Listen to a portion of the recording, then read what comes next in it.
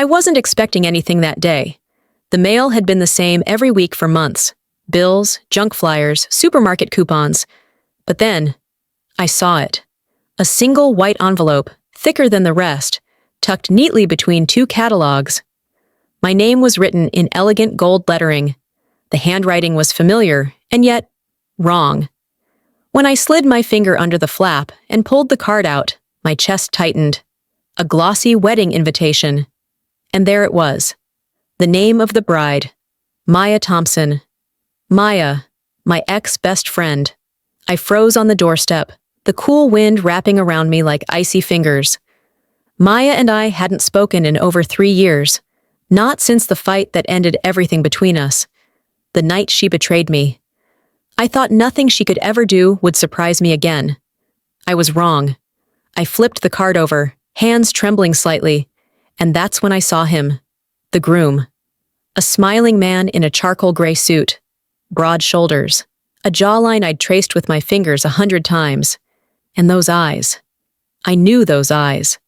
I knew them better than I knew my own reflection. I whispered his name without meaning to. Evan? But the caption beneath the photo read something else entirely. Julian Hart.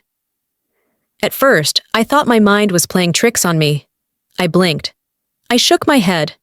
I even pulled up an old photo of Evan on my phone, holding it side by side with the invitation. Same smile, same scar on the edge of his jaw, same small dimple that only appeared when he was fighting a laugh. I stumbled into the kitchen, dropping the rest of the mail onto the counter. This had to be some mistake. Evan couldn't be alive. And marrying her. Because Evan was gone. 3 years ago, 5 days before our wedding, he disappeared without a trace. No note, no explanation, just one short text. I can't. That was it. No calls answered, no social media, no sightings, no closure. I mourned him like a death I wasn't allowed to talk about. And now, this? My breath came unevenly as memories clawed their way back. The night Maya came over with wine and tissues, swearing she had no idea why Evan left. The way she held my hand, rubbing circles into my palm as I cried myself hoarse. The way she promised, over and over, that we'd get through this together. And now she was marrying him. Or Julian. Or whatever name he was using now. I sat down heavily, gripping the invitation so tightly the gold lettering started to smudge beneath my fingers. I wanted to scream. I wanted to laugh. I wanted answers. Was it betrayal? Coincidence? Or something darker? I turned the card over again, scanning the details like a detective piecing together a crime scene. Date: 3 weeks from now. Venue: Lake Crest Manor, a luxury estate outside the city. Dress code: formal black tie. And then, in looping cursive at the bottom, I'd love for you to come. Let's start fresh. Start fresh. The words made my skin crawl. I sat there for hours, staring at that smiling photo. I knew I couldn't ignore this. So before you get too comfortable, take a moment to like this video and subscribe, but only if you truly enjoy hearing stories like this. And while you're here, comment where and when you're watching. I want to know how far this story reaches. Because trust me, this is only the beginning. Next, I'll tell you what I found when I looked closer at Julian Hart, and why that discovery changed everything. I didn't sleep that night, not even a second. I lay in bed with the invitation on the nightstand, the gold lettering glowing faintly under the soft streetlight filtering through the curtains. My eyes kept drifting back to his face. Julian Hart, as the card called him. Julian. But no. Not to me. To me, he was still Evan.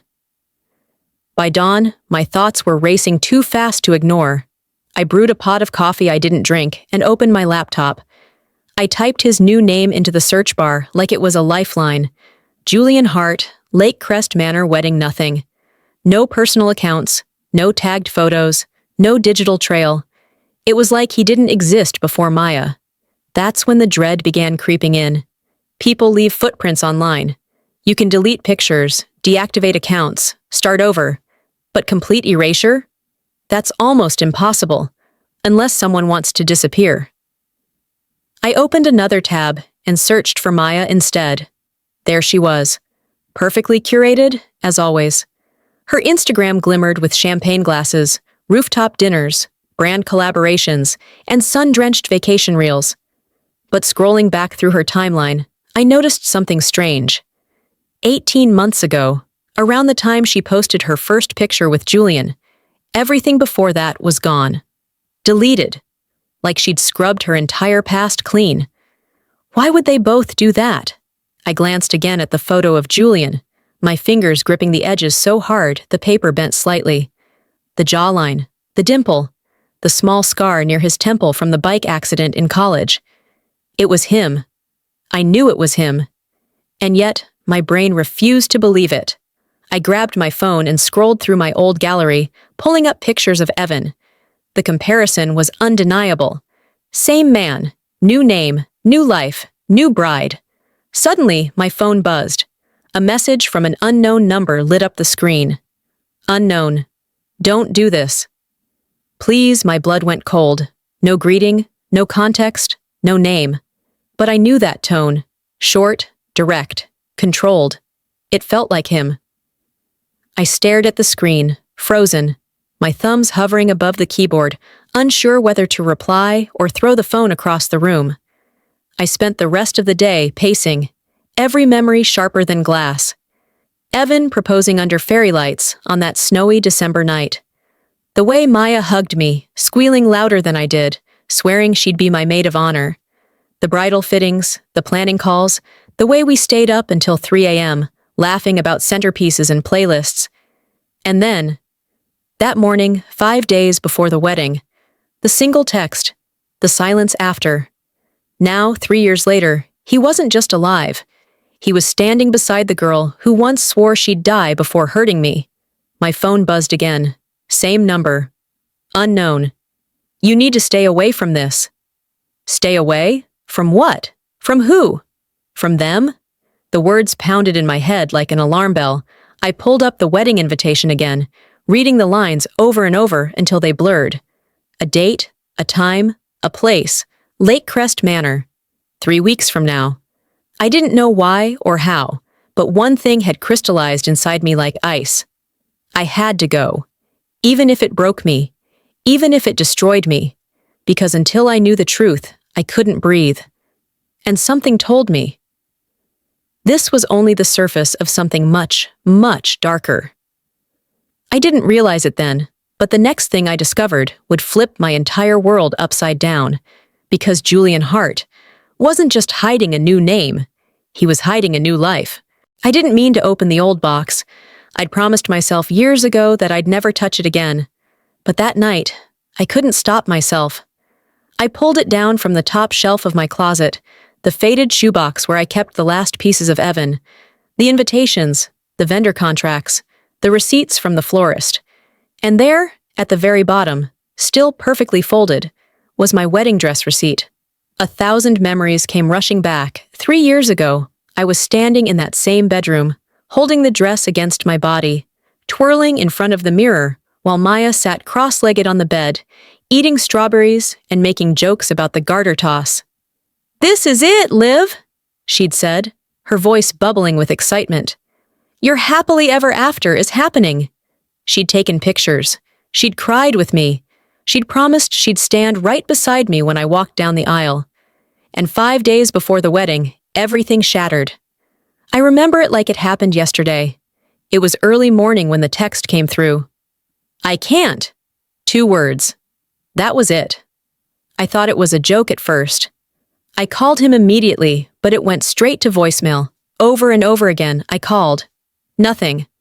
By noon, his number was disconnected. By evening, his apartment was empty.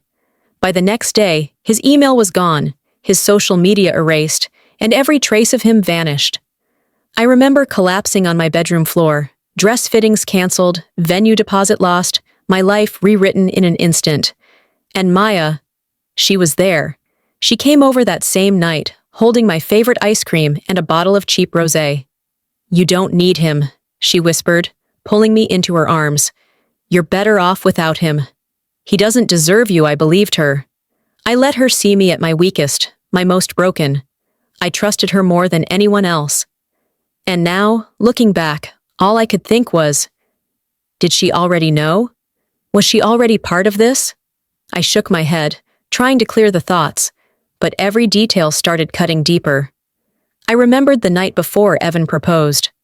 We were at Maya's apartment, and she'd insisted on painting my nails because you never know when life surprises you. She knew, I'm certain she knew, which meant she also knew what she was taking from me now. I glanced at the clock, past midnight, and went back to my laptop. I typed his new name again, Julian Hart, but this time I dug deeper. Property records, court filings, business licenses, nothing. It was as though his entire identity had been built out of smoke. And then, I noticed something strange. In one of Maya's tagged engagement photos, a champagne glass caught the light in just the right angle. There, faint but clear, was a tiny wrist tattoo. A black crescent moon. Evan had that tattoo. I remember tracing it with my fingertips on quiet nights. I zoomed in, my pulse pounding in my ears. This wasn't coincidence anymore. Suddenly, my phone buzzed again. Same unknown number. Unknown. Stop looking, Liv. This time, I replied. Hands shaking. Who is this? No response. I stared at the screen, chest tight, breath shallow. The silence was louder than any answer I could have imagined. I looked back at the shoebox, at the receipts, the invitations, the memories. It all felt heavier now, as though the past itself was holding me down, and that's when I realized something else. In the original wedding planning folder, there was one missing contract. The photographer. I never hired one back then. Evan said his friend would handle it. I'd never even seen the final files. Could that friend have been Maya's photographer now?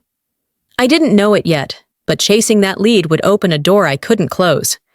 Because the next discovery, it wouldn't just prove who Julian really was. It would show me just how deep Maya's betrayal went.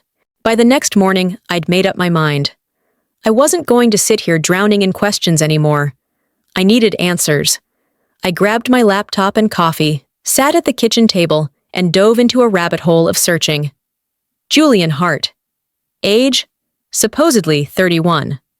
Occupation? Consultant. Hometown? Private. Private. That one word clung to me like smoke. No LinkedIn, no Facebook, no alumni records from any of the schools Maya bragged about him attending. No wedding registries, no tagged college friends, no childhood photos. It was as though this man had sprung into existence the moment Maya introduced him to the world. And yet, I knew better. I typed his new name alongside keywords from Evan's old life. Julian Hart plus Boston plus finance. Julian Hart plus engineering. Julian Hart plus triathlon results. Nothing. But when I searched the engagement photos again, zooming in frame by frame, something caught my eye. The watermark. It was tiny, hidden in the bottom right corner of one shot. Riverside Studios photography. I called the studio. My voice shook slightly as I asked if they'd shot the Hart-Thompson engagement session. Yes, the receptionist said brightly. Beautiful couple. Private clients. I hesitated, then forced the question out. Did the groom give any instructions about the photos? A pause. Then, almost conspiratorially, she lowered her voice. Yeah, he specifically asked us not to post them anywhere public, said he didn't want anyone from his past life finding him. My grip on the phone tightened until my knuckles ached. Past life. I booked a consultation with the photographer, pretending to be a potential client. 2 days later, I walked into the sleek studio, my heart pounding in my ears. I spotted the photographer immediately, a tall man with sandy hair and nervous energy, shuffling prints on a desk. I sat down and leaned forward.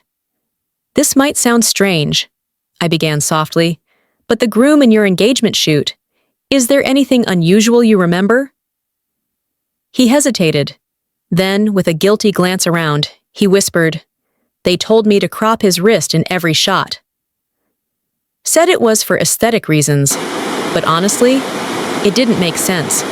It was just a tiny tattoo, nothing offensive. Just a little crescent moon. I felt my stomach drop. The blood roared in my ears like rushing water. It was him. Evan. There was no denying it now. But why the new name? Why pretend to be someone else? Why Maya? And then a thought crept in, darker than the rest. What if he hadn't just left me? What if someone made him leave me? On my way home, I passed a cafe where Maya and I used to sit for hours, planning my dream wedding. I stopped in front of the window, staring at the table where we once sketched out color palettes and centerpieces. Did she laugh behind my back even then? Did she know she'd eventually sit at her own wedding with the man I loved? I thought I'd hit rock bottom before, the night Evan disappeared. I was wrong. This was lower. This was colder. Back home, I spread everything on the table, the old photos, the receipts, the invitation, my laptop. I needed to connect the dots. And that's when I saw it. In Maya's engagement post, she was wearing a sapphire ring. Not just any sapphire, my sapphire. The heirloom ring my grandmother gave me, the one Evan promised to propose with, the one that vanished the week he disappeared. I stared at the screen, numb. Then I zoomed in closer to make sure. Same intricate filigree, same faint scratch along the band from when I dropped it years ago. She wasn't just marrying him. She was wearing my future on her finger. My phone buzzed on the counter. Same unknown number. Unknown. You need to stop, Liv, for your own sake. But I was already past stopping. The next move I made would change everything, because if Maya thought she'd erased my history, she was about to find out how wrong she was. I couldn't stop staring at the photo. My sapphire ring.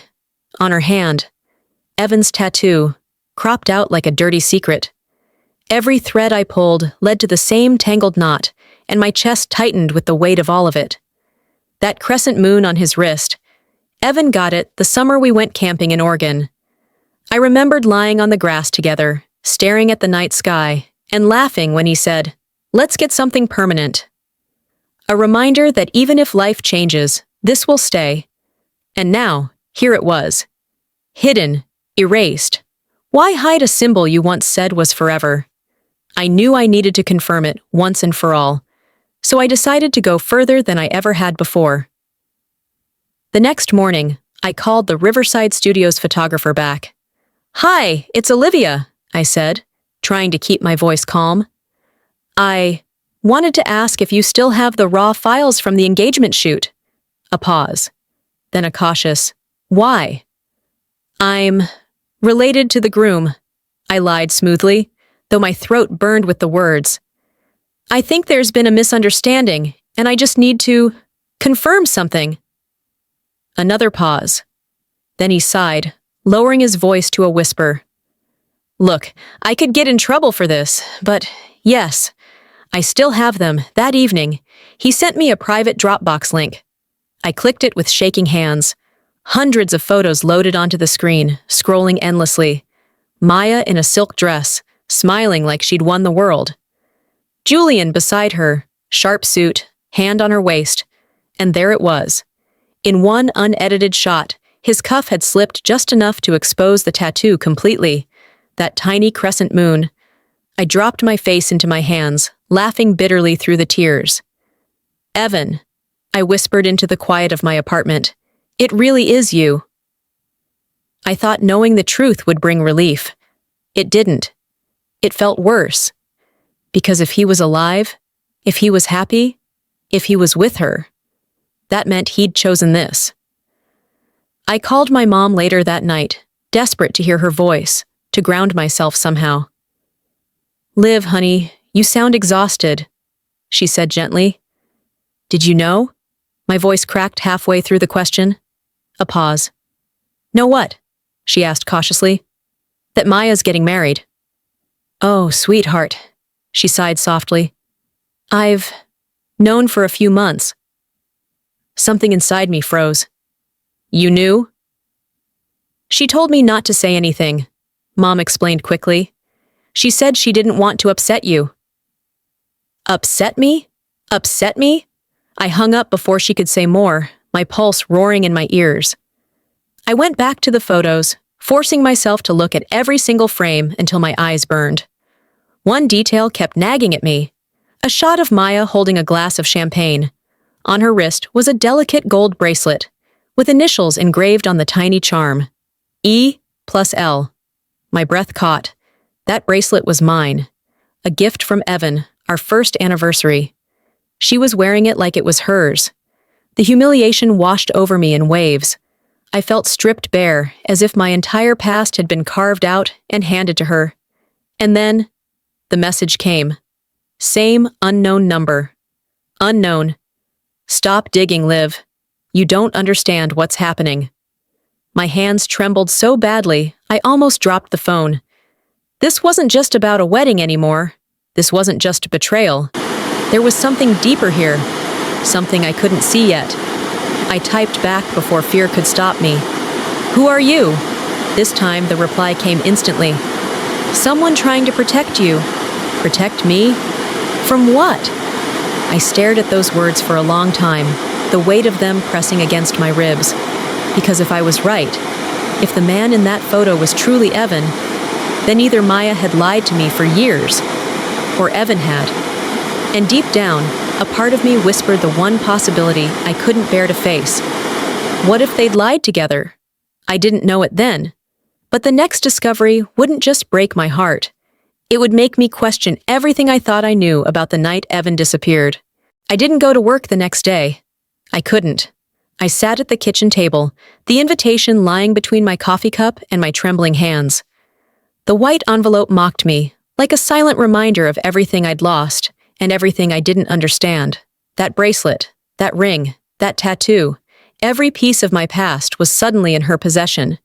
But one thing wouldn't leave my mind. The phone call with Mom last night. She'd known. For months. I drove to her house without thinking, the roads a blur under my tires. When she opened the door, her smile faltered instantly, as though she'd been expecting this confrontation. Liv, she whispered softly. You look pale. Come in. I stepped past her without answering, the air heavy between us. Why didn't you tell me? My voice cracked more than I wanted it to. She didn't ask what I meant. She didn't need to. Mom sat at the edge of the couch, folding her hands in her lap like she was bracing for impact. Maya reached out, she said finally, her voice quiet. She told me about the wedding months ago. I stared at her, waiting for more. She asked me not to tell you. A bitter laugh slipped out of me, sharp and ugly. And you listened to her? Maya? She said she didn't want to hurt you, Mom said, her eyes soft with something that looked like guilt. She said she wanted to explain everything herself, when the time was right. I shook my head, pacing the room as anger rippled through me. When the time was right? I repeated. When she's already wearing my ring? My bracelet? When she's marrying the man who vanished on me? Mom flinched slightly at the venom in my voice, but didn't deny any of it. I leaned against the wall, folding my arms tightly across my chest. Did you know it was him? I asked finally, my voice barely a whisper. Her gaze darted away. That was answer enough. Liv, listen to me, she began softly, reaching for my hand. But I stepped back. How long have you been talking to her? I asked coldly. Mom hesitated, then exhaled slowly. Since last year. I blinked. Last year? She called me out of the blue, Mom explained. Said she wanted to mend things with you. At first, I thought she was trying. But then she started talking about her new relationship. She said she'd found someone who understood her better than anyone ever had. My stomach twisted. She meant Evan. I sank into the armchair, my knees suddenly weak. She used you, I whispered. She used you to keep tabs on me. Mom's eyes brimmed with guilt, and that hurt almost as much as everything else. I'd lost Evan. I'd lost Maya. And now, it felt like I was losing Mom too. As I sat there, my phone buzzed in my pocket. Another message. This time, not from the unknown number. From Maya. Liv, we need to talk, please. I stared at the screen, my hands numb. After everything, she wanted to talk? I almost deleted the message. Almost. But something stopped me. Something deeper than anger, darker than heartbreak. Because if Maya wanted a conversation, that meant she had something to hide. That night, I didn't respond. Instead, I searched again. I typed Julian Hart plus property records into a public database, scrolling through endless listings until one name jumped out at me. Hart, Julian and Thompson, Maya joint property ownership. A lake house, purchased 2 years ago. 2 years ago. While I was still crying myself to sleep. I felt the floor tilt beneath me as the pieces rearranged themselves into a new, uglier picture. They hadn't just started. This wasn't new. This wasn't sudden. This had been planned. And just when I thought the night couldn't hold another blow, my phone lit up again. This time, the unknown number. If you talk to Maya, don't believe a word she says. I stared at the message until the screen dimmed, my pulse racing, my breath shallow. Who was warning me? Who knew enough to interfere, but not enough to stop this? I didn't know it yet, but the next time I saw Maya face to face, I'd get my first real glimpse of the truth. And it wouldn't just hurt, it would shatter me. I didn't plan to confront her. I told myself I'd wait, gather more proof, be strategic. But that illusion shattered the second I saw her. I'd stopped by a cafe downtown to clear my head, one of those quiet little places where the hum of soft jazz and the smell of fresh espresso usually calmed me. And there she was. Maya, sitting at the corner table. Alone. She was scrolling through her phone, a half-finished latte in front of her, the sapphire ring catching the sunlight like a deliberate taunt. My sapphire ring. Before I could think, before I could breathe, my feet moved on their own. Maya! Her head snapped up, eyes widening for a fraction of a second before she smiled. Too quickly, too perfectly. Liv! She said brightly, like nothing had ever happened. Wow, what are the chances? I stared at her hand, resting casually on the table, the sapphire flashing with every small movement. That's my grandmother's ring, I said flatly. Her smile didn't falter, but something in her gaze shifted. Actually, she said smoothly, twisting the ring like she was showing it off, it was a gift. From Julian. Evan. I clenched my fist so hard my nails dug into my palms. Maya, I said, my voice low, where did he get it? She hesitated. Just barely. But I saw it. The tiniest flicker of panic before her expression reset into something soft and pitying. Liv, I think we need to talk, she said gently, like she was the one comforting me. There's a lot you don't know, I laughed bitterly. You mean like how my fiancé disappeared without a word and somehow ended up as your future husband? She flinched, finally, the mask slipping. I didn't plan this, she said quickly. I swear, things happened. You wouldn't understand, make me, I snapped. For a second, I thought she might. But then her phone buzzed, and she glanced down, her entire face shifting when she saw the name. I caught it before she could hide it. Julian! She stood abruptly, grabbing her bag. Not here, she whispered, leaning close enough for her perfume to burn my throat. If you want the truth, come to the lake house tomorrow night, 7 sharp. No one else. I stared at her, stunned. Why there? She hesitated again, eyes darting to the cafe window, scanning the street like she was afraid someone was watching. Because, she said finally, voice barely above a whisper, this isn't safe to talk about anywhere else. I didn't answer. I didn't need to. She pressed her lips together, turned and walked out, heels clicking against the tile. I stood there, gripping my coffee cup so hard it cracked, the ring burning in my memory like a brand. That night, I couldn't stop replaying the encounter. Her expression when I mentioned the ring, her panic at the cafe, her choice of words, and above all, the lake house. The same lake house she and Evan, Julian, had bought 2 years ago. While I was still mourning him, while she was still texting me about moving on, I checked the property listing again online, zooming in on the aerial photos. A secluded estate, deep in the woods. No neighbors for miles. Private dock. Gated road. A perfect place for secrets. As I sat there in the dark, my phone buzzed again. This time, the unknown number. "Don't go to the lake house." My breath caught in my throat. I typed back instantly. "Why not?" No reply. I stared at the screen until it dimmed, the silence louder than any warning. I should have listened. I should have walked away. But I couldn't, because Maya was right about one thing. There was a lot I didn't know, and by this point, not knowing hurt worse than the truth ever could. The next evening, at 7 sharp, I'd be at that lake house, and that's when I'd finally learn what happened the night Evan disappeared. But I didn't realize. The truth wouldn't save me. It would destroy me. The next day moved in slow motion, every hour stretched thin with anticipation and dread. I couldn't focus on work. I couldn't eat. I couldn't even breathe without thinking about the lake house. By 6:30, I was already driving. The road wound deeper and deeper into the woods, sunlight bleeding through the branches like fractured glass. My hands clutched the steering wheel so tightly that my knuckles were pale. I kept replaying Maya's voice in my head.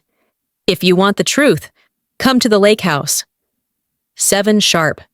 Just as I turned onto the long, narrow road leading to the estate, my phone buzzed violently on the passenger seat. The unknown number. Unknown. "Don't go in. Turn around. Please." My chest tightened. I slowed the car, glancing at the towering gates ahead. Another message came seconds later. "Liv, I'm begging you. It's not safe." I gripped the phone, staring at the words, my pulse pounding in my ears. Not safe. The thought echoed inside my head, but I pushed it aside and kept driving. Because whatever danger waited beyond those gates, not knowing the truth felt worse. The gate was already open when I arrived. I parked by the edge of the gravel driveway, the lake glimmering faintly behind the trees. The house loomed ahead of me, sleek, modern, cold. Every window reflected the fading sunset like blank, accusing eyes. I climbed the steps slowly, my breath shallow, my hand hovering near the doorknob. Before I could knock, the door opened. And there she was. Maya. She looked different. Not polished and perfect, like she'd been at the cafe. Her makeup was lighter, her shoulders tense, her fingers trembling slightly as she stepped aside to let me in. "Liv," she whispered. "You came." "You asked me to," I said flatly, stepping past her into the living room. The house was immaculate, not a cushion out of place, not a speck of dust anywhere. But it didn't feel lived in. It felt staged, like someone had set the scene for a performance. Maya shut the door softly and turned toward me, her eyes darting to the hallway behind her before she spoke. "You can't be here long," she said quickly. "He doesn't know I invited you." My stomach dropped. "He?" "Julian," she whispered, like even saying his name out loud might summon him. I folded my arms tightly, my voice sharp. "Evan." His name is Evan. Maya's eyes flickered, but she didn't deny it. I stepped closer, lowering my voice. "Why, Maya? Why him? Why this?" She hesitated, biting her lip, and for the first time, I saw something in her expression that almost looked like regret. "It's complicated," she whispered. "You think you know what happened, but you don't." "Then explain it," I demanded. Before she could answer, a door creaked somewhere down the hall. Maya's entire body went rigid. "Go!" she hissed under her breath, pushing me toward the back entrance. "Go now, Liv." I froze, confused and angry. "You brought me here. I thought I could do this, but I can't," she whispered frantically. "Please. If he finds you here, it'll be worse." My pulse thundered as footsteps echoed from deeper inside the house. "Who's there?" A man's voice. Deep, calm, familiar. It felt like a punch to the chest. I turned just enough to catch a glimpse down the hallway. And there he was. Evan, or Julian, or whoever he'd become. 3 years. 3 years of silence, and here he was, alive and standing 10 feet away. His hair was shorter, his clothes sharper, but those eyes, those same eyes that used to look at me like I was his whole world. And now, they looked right past me like I was a strange Liv. he said finally, his voice low, unreadable. I swallowed hard, unable to form words. Maya stepped quickly between us. She was leaving, she said, her tone clipped, almost trembling. But his gaze stayed locked on me, and I could feel it like heat on my skin. You shouldn't be here, he said softly. There was no anger in his voice, only warning. I stumbled backward toward the door, my hands shaking, my breath ragged. Maya reached for my arm, but I pulled away. I deserve answers, I whispered, my voice barely steady. You owe me that much. For a long moment, he didn't move, didn't speak, didn't blink. And then he said something I wasn't prepared for. It's not what you think. I left before I could collapse under the weight of those words. By the time I reached my car, my legs were trembling so badly I could barely stand. As I pulled onto the main road, my phone buzzed again. Unknown number. I warned you! Now it begins. I didn't know it yet. But this wasn't the confrontation. This was the opening move. And the game Maya and Evan were playing? I wasn't ready for how dangerous it really was. The next few days blurred into one long, sleepless stretch of obsession. I couldn't stop replaying what happened at the lake house.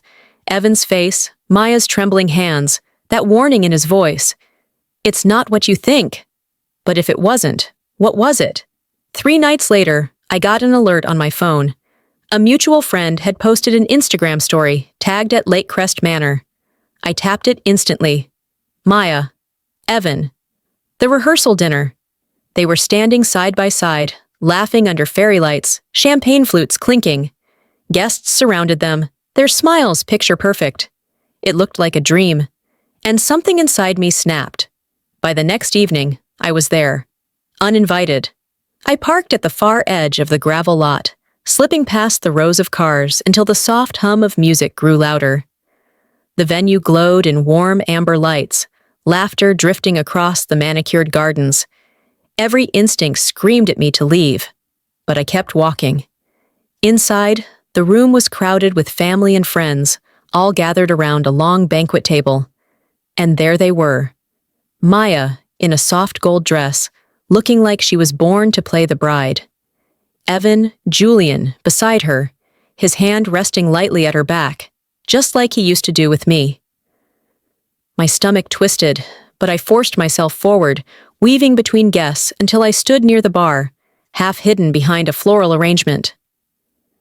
I just needed one moment, one glimpse of his expression when he saw me. It didn't take long. Maya turned first, her laughter freezing mid-sentence. Her eyes widened, lips parting as if to form my name, but she didn't speak. Evan followed her gaze, and when his eyes met mine, everything stopped. The music, the voices, the air itself seemed to thin until I couldn't breathe. He stood slowly, his expression unreadable. But Maya reacted first. She whispered something to him and crossed the room with measured steps, her heels clicking softly against the marble floor. Liv, she said smoothly, her voice low but razor sharp. What are you doing here? I came to see him, I said, keeping my voice steady even though my heart was hammering. Her jaw tightened, though her smile didn't slip. You need to leave. I glanced at Evan, hoping, no, praying for something in his face, some sign of the man I used to know. But all he did was shake his head slowly, almost imperceptibly, like a silent warning. And that hurt more than anything he could have said aloud. I should have walked away. But instead, I stepped closer, lowering my voice so only she could hear. Do you sleep well at night, Maya? I asked softly, knowing what you did. For the first time, her composure cracked. A flicker of something sharp, anger, guilt, fear, flashed in her eyes, before she leaned close enough that her breath warmed my ear. You were always a dress rehearsal, she whispered. Then she smiled sweetly, like she'd just paid me a compliment. The words burned through me like acid. Every muscle in my body screamed to slap her, scream at her, do something. But before I could react, a hand touched my shoulder. Security. Ma'am, you'll need to come with me. I glanced around, realizing too late that all eyes were on me. the uninvited guest at the center of their perfect evening. Humiliation burned hotter than my anger as I let them escort me out into the cool night air. As I reached my car, my phone buzzed. The unknown number. "You shouldn't have come." I stared at the screen, my vision blurring, tears stinging hot behind my eyes. Whoever they were, they'd been right from the beginning. But it didn't matter anymore. I was past the point of no return. Because the next morning, an anonymous email landed in my inbox. A single subject line, "You need to hear this." Inside was a link. A cloud folder filled with screenshots, audio files, and clipped voice messages. And when I opened the first recording, I froze. It was Maya's voice, low, sharp, calculated. Make her doubt herself. Make her question everything. If she trusts you less, we win. I didn't know it yet, but that folder was about to unravel everything I thought I knew. And for the first time, I would see just how deep this betrayal ran. I sat frozen on the couch, staring at the email on my laptop like it might detonate if I clicked the link. The subject line kept pulsing in my head. "You need to hear this." I hesitated for a full minute before I opened it. And then, I wished I hadn't. Inside the folder were dozens of files, audio clips, screenshots, even documents labeled with dates from 3 years ago. The year Evan disappeared. I clicked the first recording. Maya's voice. Calm, deliberate, almost sweet. "Make her doubt herself, Evan. You have to start now. Make her question every little thing. If she trusts you less, she'll stop confiding in you. And when she does, we win." My stomach dropped so hard, I thought I'd be sick. I replayed it 3 times, my hands trembling on the trackpad, hoping, praying, I'd misheard. But no, it was her voice. It was Maya. The next file was a screen recording of text. Maya to Evan. Maya. "You're doing great. Just a few more weeks. She'll break before the wedding, Evan. I hate this." Maya. "You want out of the mess, right?" Trust me. This is the only way. I slammed the laptop shut, my breath coming in short, uneven gasps. The room felt smaller, the air heavier, the silence deafening. I grabbed my phone and called the unknown number that had been warning me all along. It rang twice, then clicked. Silence. "Hello?" I whispered, my voice raw. Nothing. "I have the files," I said. "I know what she did." "Who are you?" Finally, a voice on the other end, distorted, low, almost mechanical, spoke. "I told you not to trust her." "Who are you?" I demanded. But they hung up. I sat there for a long time, the ringing still in my ears, before reopening the folder. I had to know everything. The next audio clip was different. It wasn't Maya this time, it was Evan. His voice cracked, shaky and hoarse. "I don't want to hurt her, Maya. She's done nothing wrong." Then Maya's reply, sharp as glass. "She's in the way. You want out of this. You follow the plan." I froze. The words burned into my chest like fire. This wasn't an accident. It wasn't fate. It wasn't 2 people falling in love after tragedy. This was premeditated. Evan didn't vanish because he was scared. He didn't leave me because of cold feet.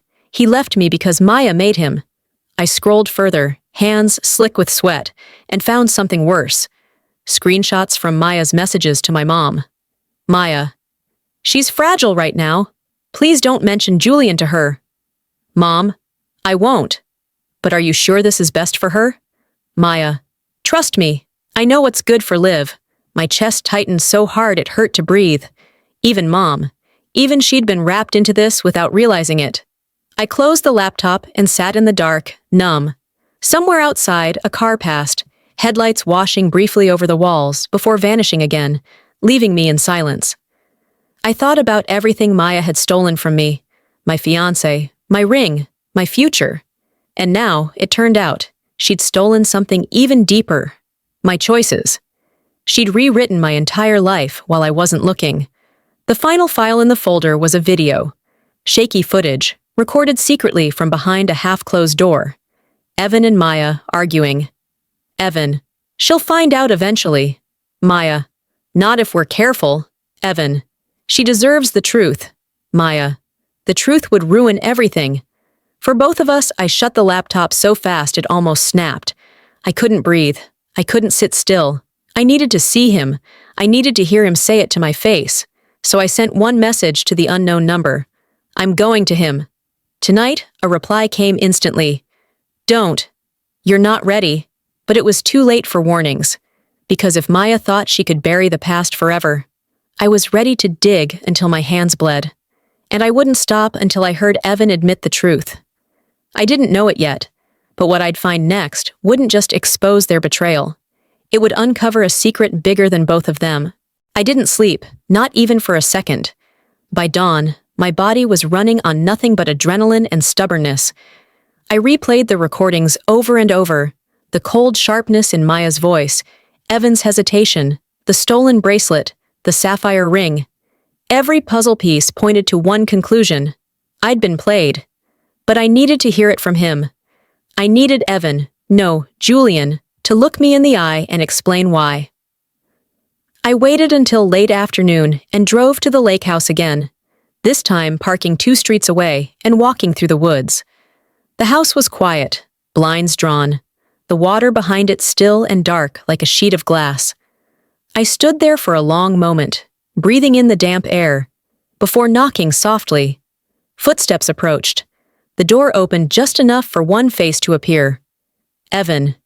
For a second, neither of us spoke. Up close, he looked different now, sharper around the edges, harder somehow.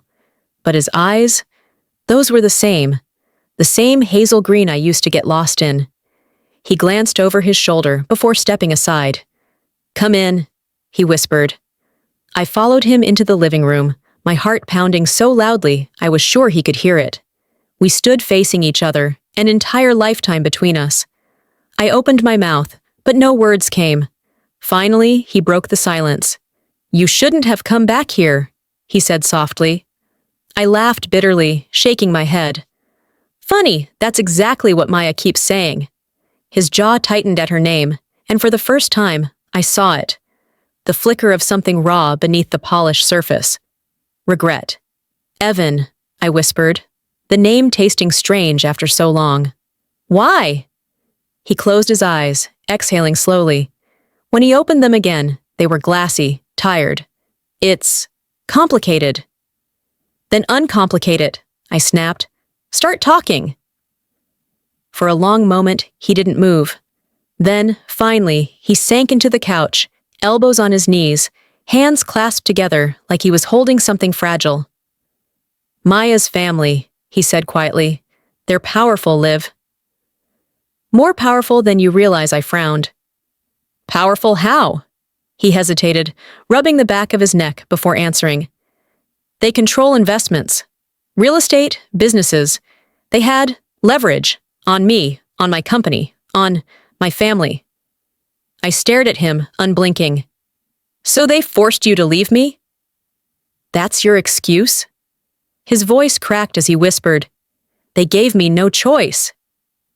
I shook my head violently, stepping back. No choice? I hissed. You could have told me, Evan. We could have figured it out together. I couldn't, he said, louder this time, his voice thick with something between guilt and fear. If I'd told you anything, they would have come after you too. The words hung between us, heavy and impossible. Then why her? I demanded finally, my throat raw. Why Maya? He stared at me, silent. And in that silence, I got my answer. Not forced, not trapped. Chosen. I turned away, fighting the tears burning my eyes. You could have loved anyone else, I whispered. Anyone but her. She wasn't supposed to mean anything, he said softly. I laughed bitterly, shaking my head. Well, I said, voice breaking, guess what? She means everything now. For a moment, neither of us spoke. The only sound was the faint creak of the old house, the distant ripple of water outside. Finally, he stood, stepping closer, his voice low but steady. You don't understand yet, he said. Maya isn't who you think she is. I met his gaze, refusing to flinch. Oh, I think I understand her perfectly. No, he said firmly, shaking his head. You don't. And you need to be careful, Liv. She'll do whatever it takes to protect what's hers. I stared at him, heart pounding, trying to decide whether to scream, cry, or laugh. And then, suddenly, my phone buzzed. A message from the unknown number. He's lying. My breath caught, my grip tightening around the phone. I looked back up at Evan, his face pale, his hands curling into fists. He'd seen the message. I didn't know who to believe anymore. Evan. Maya. The mysterious stranger behind the warnings. But one thing was clear. I'd just stepped into something far bigger than betrayal, and whatever truth they were hiding, someone was willing to destroy me to keep it buried. I didn't remember driving home.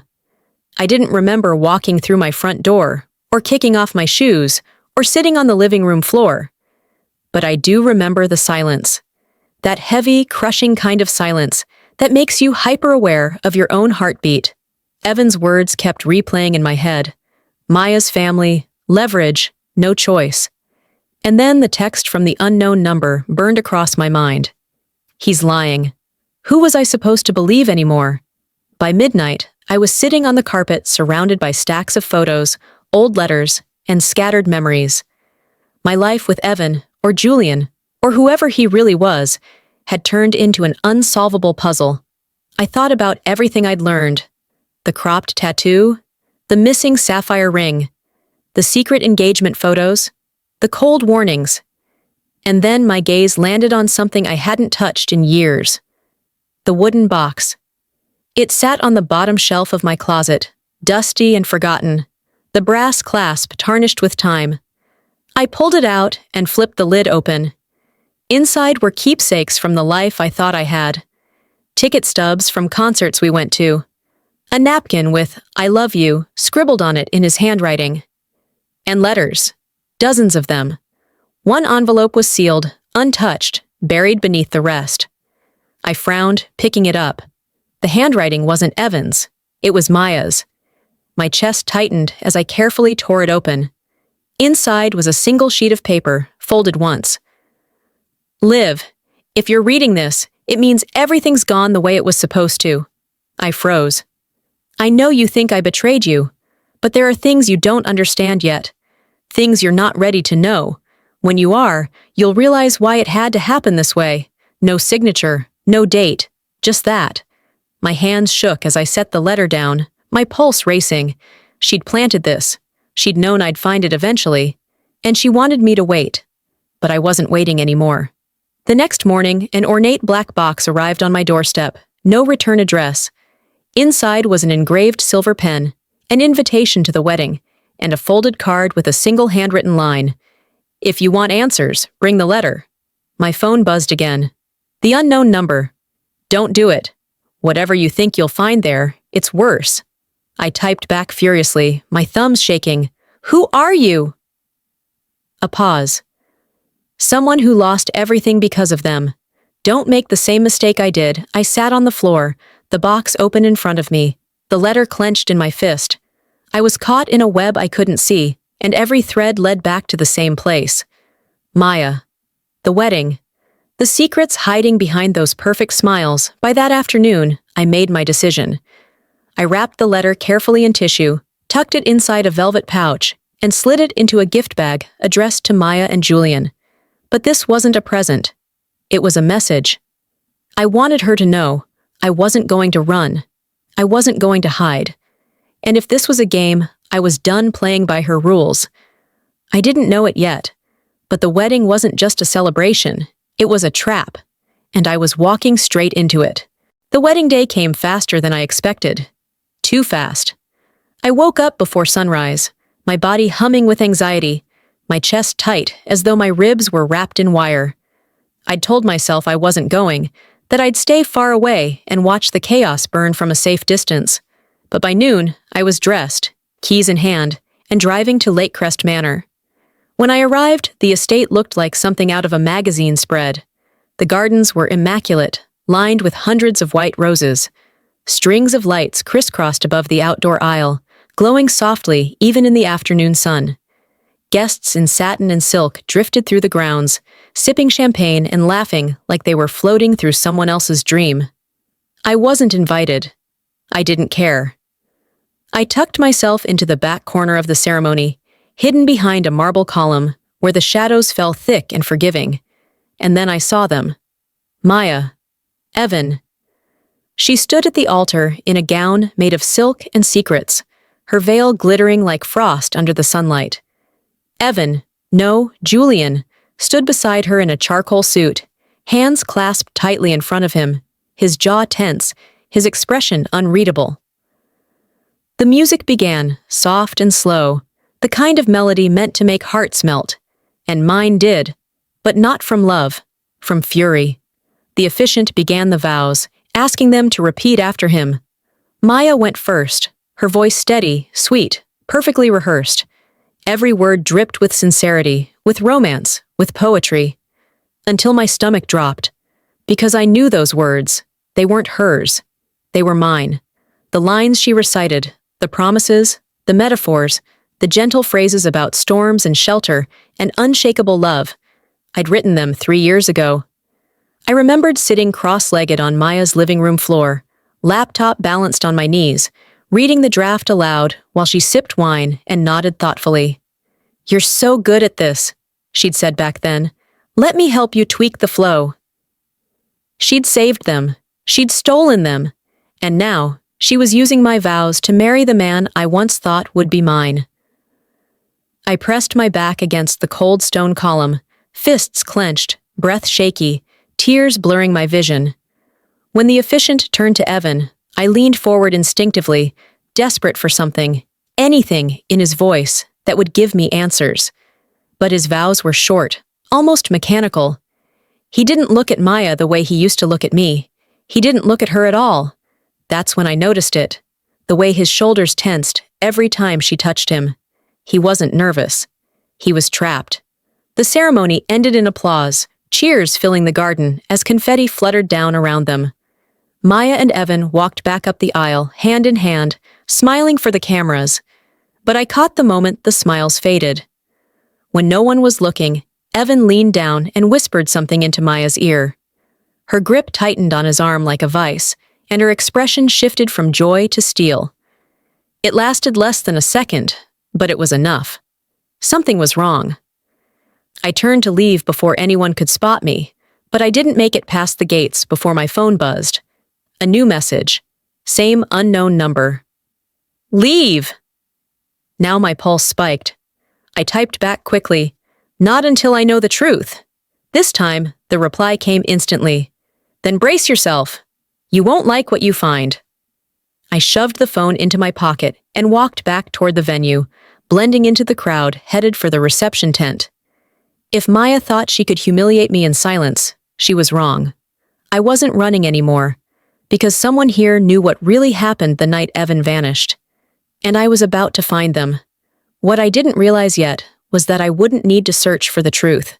It was going to find me first. And when it did, I'd wish I'd never come.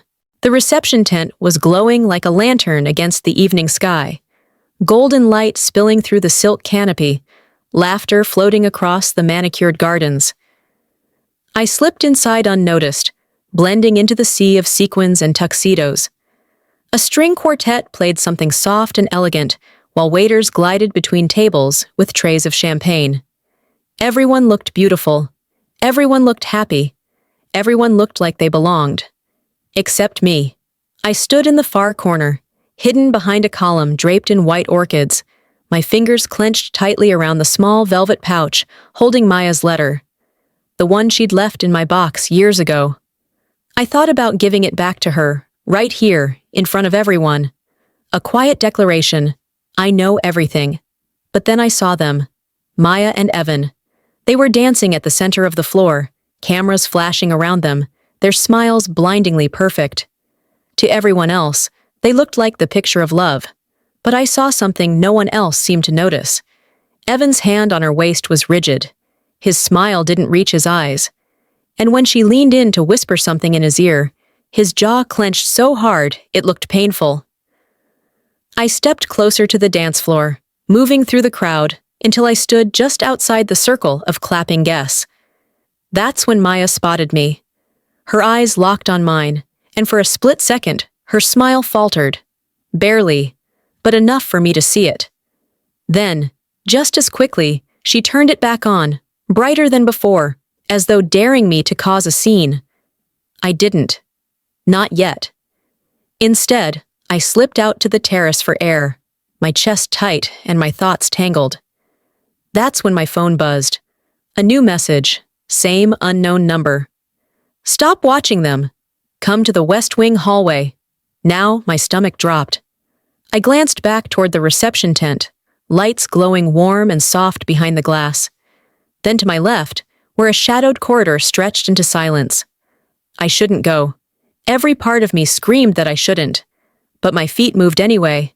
The West Wing hallway was deserted, the muffled music fading behind me as I stepped deeper into the quiet. Dim sconces lined the walls, their light pooling faintly on polished marble floors. Halfway down the corridor, I stopped. A figure leaned against the far wall, partially hidden in shadow. It wasn't Evan. It wasn't Maya. It was her. Maya's older sister, Claire. She stepped forward, her expression tight, scanning the hallway before speaking in a sharp whisper. "You need to leave," she said urgently. I blinked, confused. "What?" "You shouldn't be here, Liv," Claire said, glancing back over her shoulder like she expected someone to appear at any moment. "If you stay, you'll regret it." I stared at her, words caught in my throat. "Why?" "What's going on?" Claire hesitated, her gaze softening briefly. "You think this is about love," she said finally. "It's not." Before I could respond, footsteps echoed from the far end of the hallway. Claire stiffened, stepping back into the shadows. Maya appeared seconds later, her veil draped over one shoulder, a glass of champagne in her hand, and a smile sharp enough to cut glass. "Well," she said softly, tilting her head. "Enjoying the party, Liv?" Her eyes flicked briefly to Claire, who lowered her gaze instantly, retreating like a scolded child. "Leave us," Maya said coolly. Claire hesitated, then glanced at me one last time before disappearing down the hall. The silence stretched between us, thick and heavy. "You shouldn't be here," Maya said finally, her voice low and cold. "You weren't invited." I held her gaze, refusing to flinch. "You stole my life," I whispered. Her smile didn't falter. "Oh, Liv," she said softly, almost pitying. "You keep thinking this is about you." I stepped closer, my hands shaking. "Then what is it about?" Maya's smile widened just slightly, but her eyes were hard, unyielding. "Ask Evan," she murmured, "if he tells you the truth." Before I could respond, she turned and walked away, heels clicking against marble, leaving me standing alone in the dim hallway. My phone buzzed again. Same unknown number. "Get out now." She knows I shoved the phone into my pocket, my breath coming fast, my thoughts spiraling. Because in that moment, I understood something I hadn't before. This wasn't just betrayal. This wasn't just heartbreak. There was a game being played here, and Maya wasn't just winning it. She was running it. I didn't know it yet, but by the time the night ended, someone would leave Lake Crest Manor broken, and I had no idea if it would be me. I left the hallway shaking. Not from fear. At least, not just fear. It was something heavier, something colder, something that settled in my bones like frost. The reception carried on behind me, muffled laughter and clinking glasses drifting faintly through the walls, as if nothing had happened. But everything had changed. Maya's words echoed in my head like a drumbeat. "Ask Evan, if he tells you the truth." I found myself outside, standing beneath the string lights that lined the terrace, the cool night air biting my skin. Evan was there too, alone. He leaned against the railing overlooking the lake, his tie loosened, a glass of untouched champagne in his hand. For a long moment, I just watched him. The man who'd once been my everything, and now, I didn't even know who he was anymore. Finally, I stepped forward. "Evan." He stiffened at the sound of his name, but didn't turn around. "You shouldn't be here," he said softly. "That's what everyone keeps telling me," I replied, my voice trembling. "But no one tells me why." Silence. "Did you love me?" I asked finally, my throat tight, the words barely a whisper. He closed his eyes, his shoulders rising with a deep, shuddering breath. "I still do," he said quietly. My chest constricted, my breath catching painfully. It wasn't the answer I wanted, not anymore. I stepped closer, my voice sharp now. "Then why am I standing here watching you marry her?" He turned to face me, his expression shadowed by something deeper than regret. "I made a choice," he said. "You mean she made it for you?" I shot back. Evan hesitated, jaw tightening, and for the first time, I saw it, the flash of something dark in his eyes. "She gave me no choice, Liv," he whispered. "You don't know what she's capable of." I stared at him, numb. "You could have told me," I said quietly. "You could have trusted me." His gaze dropped to the ground. "I couldn't," he said. "I wouldn't put you in danger." I laughed bitterly, shaking my head. "You put me in danger the moment you lied to me." "You left me defenseless, Evan. You left me with her." He flinched, but said nothing. Behind us, laughter and applause erupted from the reception tent. A perfect wedding, a perfect night, a perfect lie. And I finally understood. There would never be answers, not real ones, not from him, not from her. Whatever game they were playing, whatever secrets bound them together, I was never meant to know. I turned to leave, the sound of my heels sharp against the stone. He called after me once. "Liv!" I stopped just for a moment, but didn't look back. "Don't come looking for me again," he said softly. For your sake, I walked away without another word. Back at my car, the velvet pouch sat on the passenger seat. The letter Maya wrote years ago, the one that promised I'd understand when I was ready. I almost threw it into the lake. Almost. But instead, I slipped it into the glove compartment and shut it tight. Because deep down, I knew this wasn't over. The wedding lights faded behind me as I drove away, swallowed by the darkness of the road ahead. Some endings aren't clean. Some doors stay closed, no matter how desperately you pound on them. And sometimes, you never get the truth.